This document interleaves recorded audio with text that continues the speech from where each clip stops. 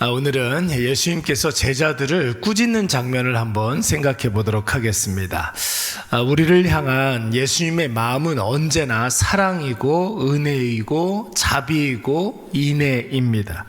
여러분, 그도 그럴 것이 예수님은 우리의 죄와 사망을 다 그 문제들을 해결하기 위해서 하늘 영광을 다 뒤로하시고 이 땅 가운데 인간의 육신을 입고 이 세상에 오셨습니다.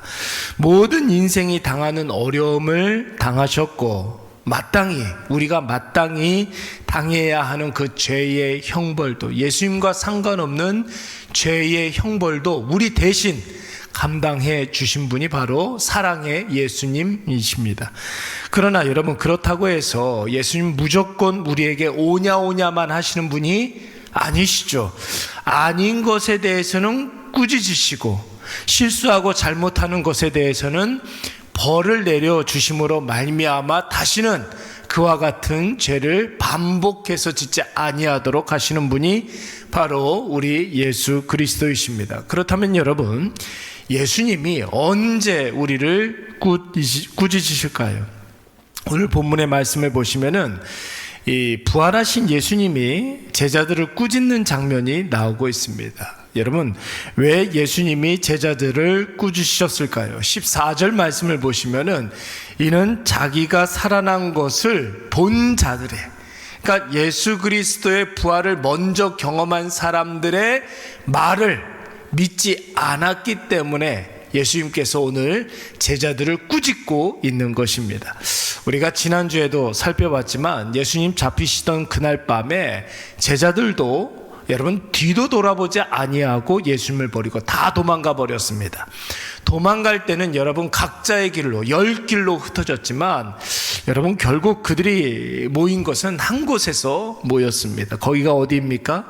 예수님 잡히시기 전날 밤에 예수님과 함께 마지막 만찬을 나누시던 그 집, 바나바의 누이 마리아의 집, 우리가 흔히 마가 다락방, 우리가 그렇게 알고 있는 곳에 다 모여 있었던 것입니다. 그때 그들을 찾아온 사람들이 있지 않았습니까? 먼저 막달라 마리아가 와서 자신이 부활하신 예수 그리스도를 만났다고 이야기를 해줬습니다. 그냥 예수님을 만났다 그렇게만 이야기한 것이 아니라 예수님께서 당신들에게 전하라 하는 말씀이 있었습니다. 갈릴리로 가서 나와 만나자, 이런 약속을 전갈해 주었던 것입니다. 그러나 제자들, 여러분 그 말을 믿었습니까? 안 믿었습니까? 안 믿었어요, 여러분.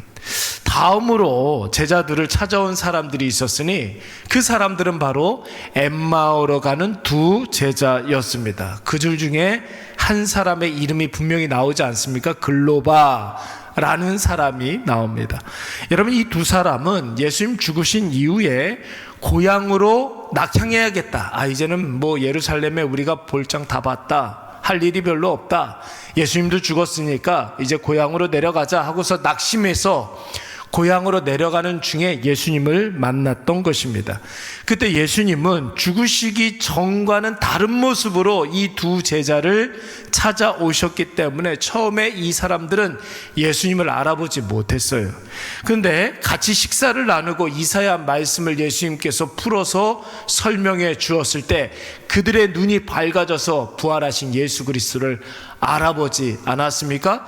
그 즉시 제자들에게 달려가서 우리가 부활하신 예수 그리스도를 만났다, 이 사실을 담대하게 선포하게 된 것입니다. 그때 여러분, 제자들이 믿었습니까? 안 믿었습니까? 안 믿었어요. 왜 제자들은 거듭된 부활하신 예수님에 대한 증언을 들었음에도 불구하고 예수님의 부활을 믿지 못했던 것입니까? 심지어 예수님께서는 잡히시기 전에 무려 3번이나, 성경에 나와 있는 것만 3번이지 예수님께서 친히 말씀하셨어요. 내가 잡히고 십자가에서 죽음을 당하고 3일 만에 부활할 것이다. 그러니 갈릴리에서 나와 함께 만나자, 이런 이야기를 무려 3번이나 하셨단 말이에요. 그럼에도 불구하고 여러분, 제자들은 예수님의 그 말을 믿지 못했습니다. 지난 시간에는 그 이유를 자기 안에 자기로 가득 차 있었기 때문에 예수님의 부활 소식을 믿지 못했던 것이고, 세상의 방식과 세상의 상식과 세상에서 당연하다고 생각하는 그 당위, 그것 때문에 예수님의 부활을 믿지 못했다고 말씀을 드렸습니다. 오늘 그것을 본문의 말씀에서는 뭐라고 이야기를 하고 있느냐 하면, 그들에게 무엇이 없어서? 믿음이 없었기 때문이라는 거예요. 또 그의 마음이 어떻기 때문에? 완악했기 때문이라는 것입니다. 믿음이 없는 것과 마음이 완악한 것은 똑같은 말입니다. 여러분, 똑같은 의미를 다르게 표현해서 이 사실을 강조하고 있는 것이죠. 오늘 예수님께서는 제자들의 믿음 없는 것과 마음의 완악함을 꾸짖으셨다고 했는데, 여러분, 예수님은 사랑이 많으시고 우리에게 날마다 놀라운 복락을 주시기를 원하시지만, 두 가지, 믿음이 없는 것과 그리고 마음이 완악한 것에 대해서는 절대로 가만히 두지 않으시는 분이십니다. 믿음이 없다라는 것은 무슨 의미예요? 자기 자신을 너무 사랑한다는 거예요. 자기 애착에 빠져 있다라는 것입니다. 늘 자기 자신이 불쌍하다라고만 생각하는 것입니다. 여러분, 이것이 바로 믿음이 없는 거예요. 그러니까 자기 자신에게 집중해 있으니까 예수 그리스도를 바라볼 수가 없는 것이죠. 마음이 완악하다는 말도 똑같은 말입니다. 자기 자신을 섬기는 자기 우상을 말하는 것입니다. 그러니까 여러분, 예수님도 나를 위해서 존재하시는 분이라고 생각을 하는 것이죠. 복음서에 보시면은 예수님이 종종 제자들을 꾸짖으시는 장면이 나오는데, 먼저 여러분, 베드로를 꾸짖으셨습니다.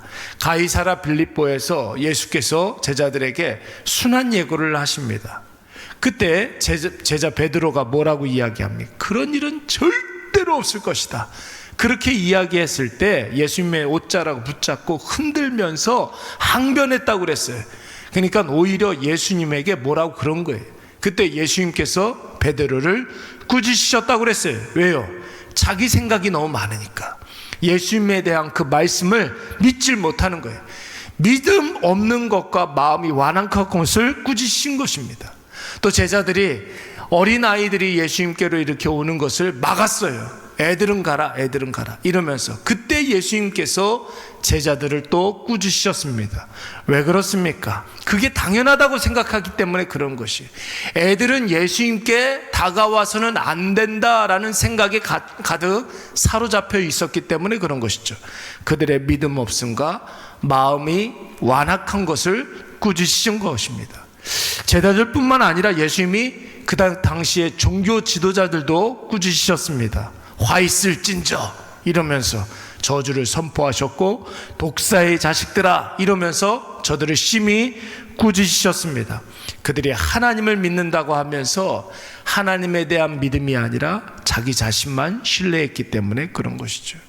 사랑하는 여러분, 오늘 그렇다면 우리가 이 하루를 살면서 조심하고 유의해야 할 것 한 가지가 있습니다. 그것이 무엇입니까?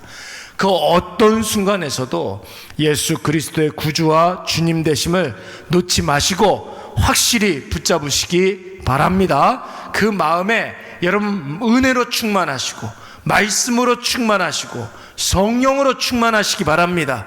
그럴 때 주님 우리의 믿음과 우리의 마음의 겸손함으로 말미암아 우리에게 칭찬하실 것이고 우리를 사용해 주실 것이고 저와 여러분을 통해서 놀라운 역사가 일어날 줄로 믿습니다.